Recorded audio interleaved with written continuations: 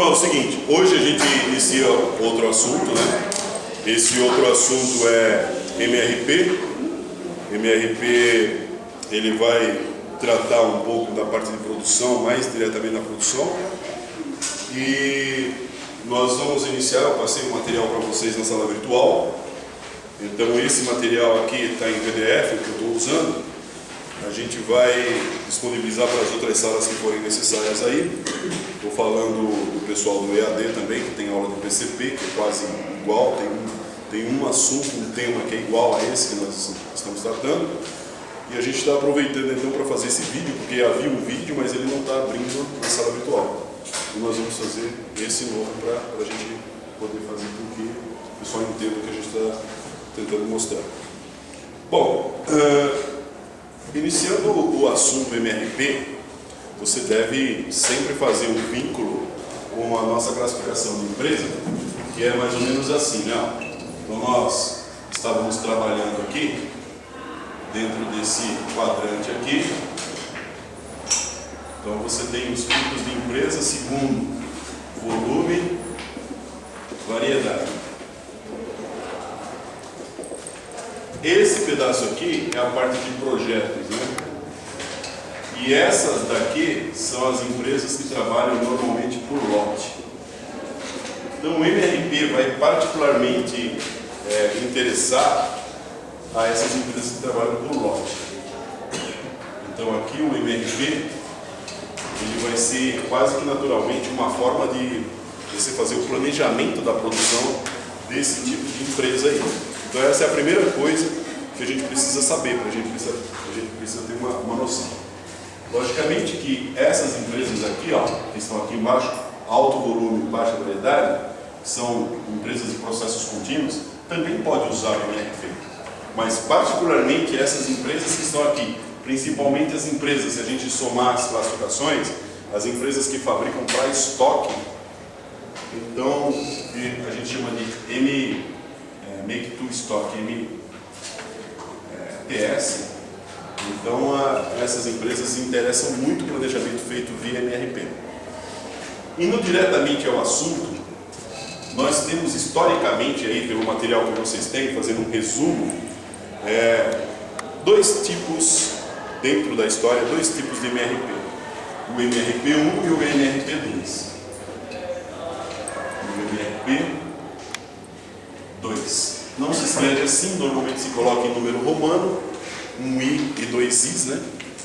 E existe uma diferença básica entre o MRP1 e o MRP2.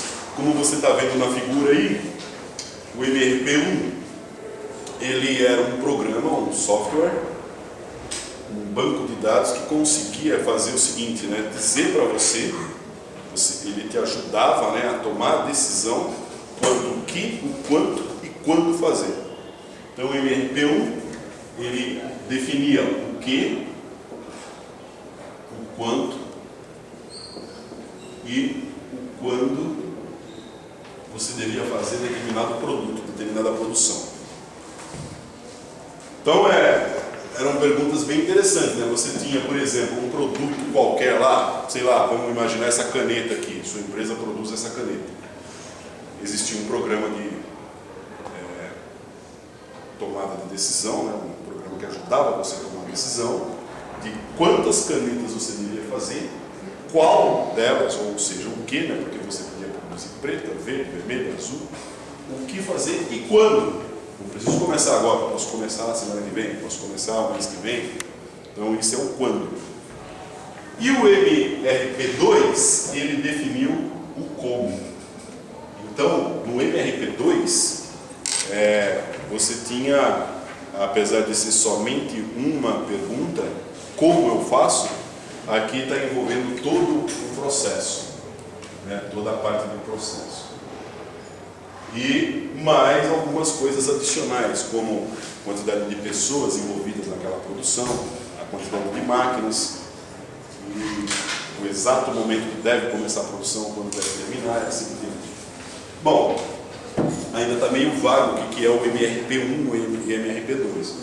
O MRP, ele trocando em miúdos, um software. um programa de computador que é usado para você fazer o planejamento da produção. Você coloca os dados dentro desse software, existem vários bancos de dados que você precisa montar nele, ele combina esses bancos de dados e quando você precisa produzir determinado item, ele solta as ordens de produção daquele item. Então você tem um banco de dados dos estoques. Então todas as peças que são produzidas, eles têm um cadastro, um cadastramento no estoque, que na verdade é um módulo. O módulo de MRP conversa com o módulo do programa de estoques. Muitas vezes vai fazer parte do programa MRP, o módulo de estoque. Aí você tem lá um módulo, que é um módulo de engenharia, que vai ser responsável por cadastrar todos os processos que são necessários para se fazer determinado produto. Então vamos supor que eu tenha lá um determinado produto e vamos supor também que a nossa fábrica ela seja uma fábrica de usinagem, eu usino peças. Então eu tenho lá um torno, uma fresa, uma furadeira, máquinas desse tipo. Então, por exemplo, determinada peça, vamos fazer um desenho bem simples de uma pecinha aqui. Determinada peça, ela é usinada em um torno mecânico, essa pecinha aqui, ó. Somente esse processinho aqui, ó. Então ela chega um tarupe e você faz um rebaixo dele aqui. Então você tem uma peça que é um flange, aqui eu tenho um diâmetro, aqui eu tenho um diâmetro. Digamos que o diâmetro aqui seja 20 e o diâmetro aqui seja 10. 20 milímetros, 10 milímetros, ou até mesmo 200 e 100. E tem os comprimentos dessa peça. Então, na verdade, a sua engenharia, ela vai dizer o seguinte, ela vai falar assim, né, aqui tem, por exemplo, 5 e aqui tem 15. Ela vai dizer, para fazer essa peça você precisa tornear um tarugo de 1 polegada, 25 milímetros, com 20, depois passar, trocar a ferramenta e usinar essa parte aqui, dando 5 passos aí de, sei lá, tantos milímetros para obter essa peça. Então o processo é isso, é você dizer como faz uma peça, como você faz um determinado produto. Então existe uma ficha onde você descreve essas particularidades, esses processos, né? Existe uma ficha onde você descreve todas as etapas de obtenção de um determinado produto.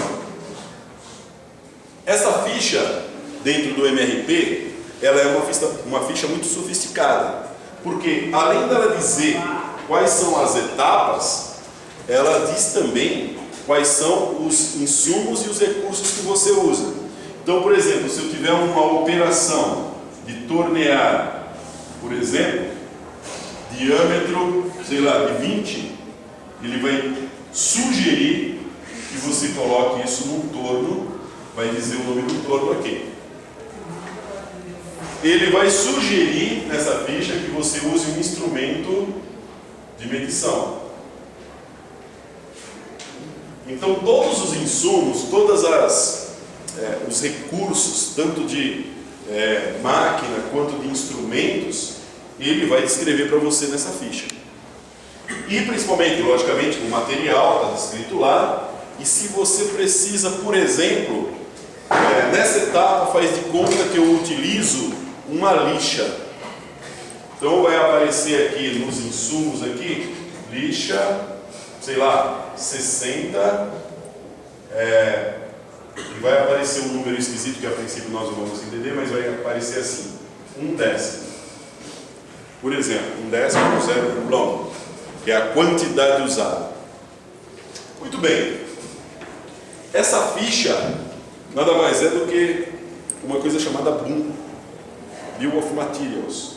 Então, o MRP tem lá, vamos dizer assim, o coração dele, ou talvez o cérebro, não sei, tudo é uma metáfora mesmo, é essa ficha chamada Bill of Materials, popularmente conhecida como BOM. Então, o BOM vai descrever todo o processo. Então, é através do BOOM que o MRP ele consegue saber como fazer. E também sabe quando e o quanto, né? Porque lá dentro dessa ficha, para esse torneamento, possivelmente existe lá um valor sugerido de tempo de usinagem. Então, se eu vou tornear esse diâmetro de 20 milímetros, pode ser que lá apareça, por exemplo, 1 minuto, que é o tempo padrão que eu levaria para fazer essa peça, essa operação. Tudo bem? Então, isso vira um conjunto de etapas, todas descritas numa ficha. Agora, você imagina essa ficha dentro de um banco de dados dos processos. Você tem um banco de dados das máquinas. As máquinas que forem semelhantes, elas formam uma família de máquinas. E você tem então o setor todo trabalhando em função do que você determinar que seja. Vou produzir a peça, vamos chamar ela ficticiamente de a peça, o item 1020, que é feito com uma matéria-prima alumínio. E eu preciso tornear, então o alumínio é um tarugo de 1 polegada, 25,4 milímetros, onde eu preciso tornear com 20 e depois fazer uma série de torneamentos até obter um corpo com 10. Na distância de 15 milímetros, esse lado aqui sendo faceado, ficando paralela à face oposta. E depois eu vou fazer um furo aí, faz de conta. Então isso tudo está descrito lá dentro de uma ficha do processo, que dentro do MRP vai virar um banco de dados que relaciona com vários outros bancos de dados. No final das contas, o que vai aparecer para você? Vai aparecer uma ordem de produção, quando você apertar um Enter, vai aparecer uma ordem de produção dizendo as quantidades. Essa ordem de produção pode ser única ou pode ser particionada. Então, se eu vou fazer 1000 peças, ela pode me dar uma ordem única ou pode me dar 10 ordens de 100, 2 ordens de 500, 4 ordens de 250. Depende de como eu quiser fazer isso funcionar.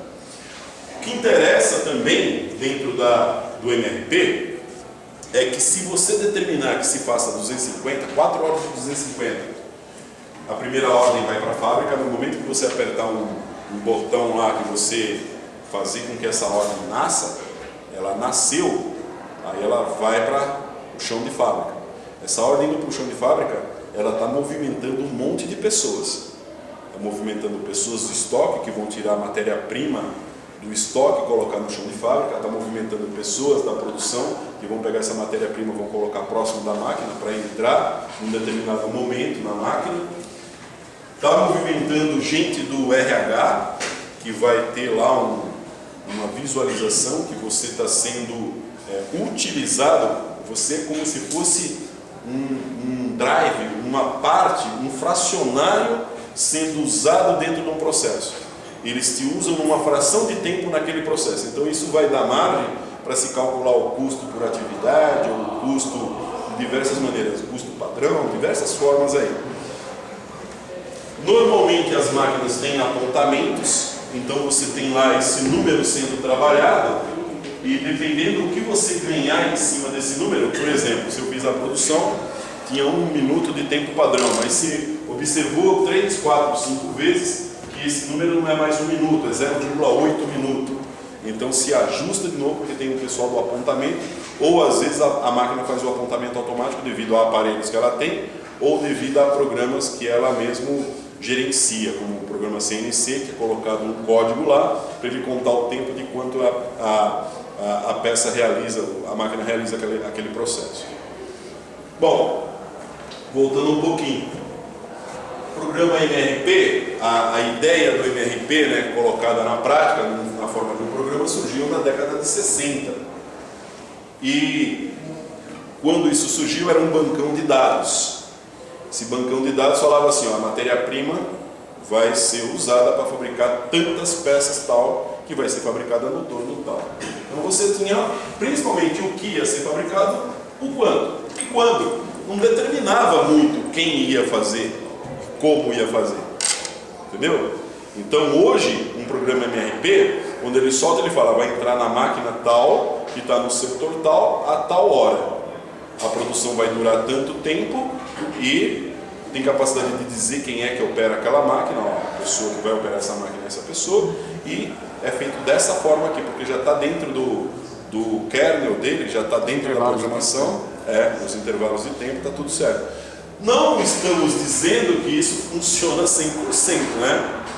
Porque como nós vimos aí, ou não vimos ainda, o MRP, apesar de soltar uma lista de que peças você deve fazer e como você deve fazer, quando o MRP nasceu, ele não nasceu com a capacidade de fazer o sequenciamento. Ele não faz um sequenciamento ótimo, ou seja, ele não faz um planejamento fino, um planejamento ótimo das peças que vão entrar nas máquinas. Ele te dá uma sequência, que é a sequência do MRP, em função do quê? Da data de entrega que você tem que realizar para determinado produto, determinado cliente. Tudo bem?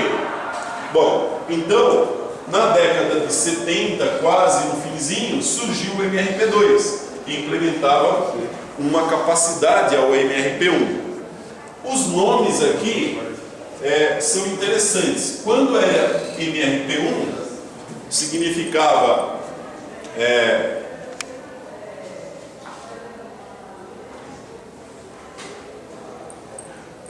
Material Requirement Plan, planejamento dos recursos materiais, matéria-prima.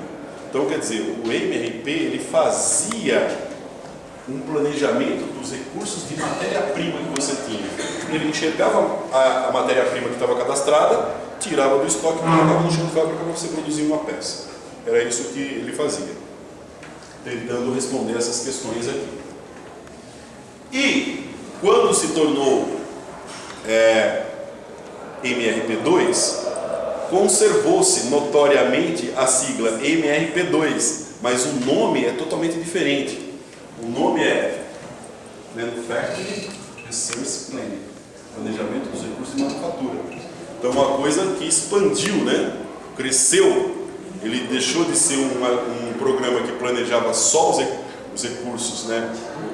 As necessidades, as requisições de materiais, e passou a fazer todo o planejamento dos recursos de manufatura.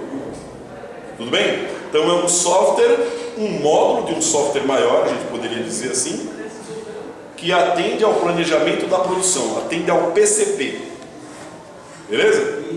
Hoje o PCP está atrelado à logística, totalmente. Não dá para saber onde um começa e onde o outro termina. A gente poderia dizer que a logística, inclusive, acabou dominando. Alguns lugares não tem PCP, tem logística e toma conta do PCP. Em outros lugares tem o PCP que está atrelado ali à logística. Tudo bem? Muito bem. Duas coisas que são importantes a gente entender dentro do conceito de MRP.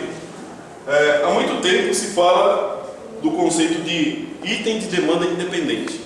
Então você vai ver que existe um exercício aí na última página, onde ele te dá uma coisa chamada árvore de estrutura do produto. Vou fazer uma árvorezinha pequenininha aqui, somente com 3 produtos aí atrelados. Então, se diz que esse produto, vamos chamar de A, ele é o produto independente. E esses dois aqui são os produtos dependentes. Então, é uma noção simples. Produto independente e produto dependente. Esses dependem de quando esse é colocado em produção. Então, se eu falar, quero 10 itens do A, ele vai chamar um item filho B e um item filho C. Então, eu tenho o item pai, que é o A, que vai chamar 2 itens filhos. É o sinônimo de produção dependente e produção independente. O A independente, o B e o C dependente. E uma segunda noção, só também um detalhe, isso não é uma coisa tão rígida, tá? Por quê? Porque acontece o seguinte, pode ser que essa peça que vai formar o A, ela seja uma peça que é vendida num distribuidor como peça de manutenção. Pode ser que essa peça seja também independente, apesar de aqui no conjunto ela ser uma peça de demanda dependente. Mas ela, se você encarar do ponto de vista de manutenção e sendo necessário construir essa peça independente, ela também pode ser encarada como um produto independente.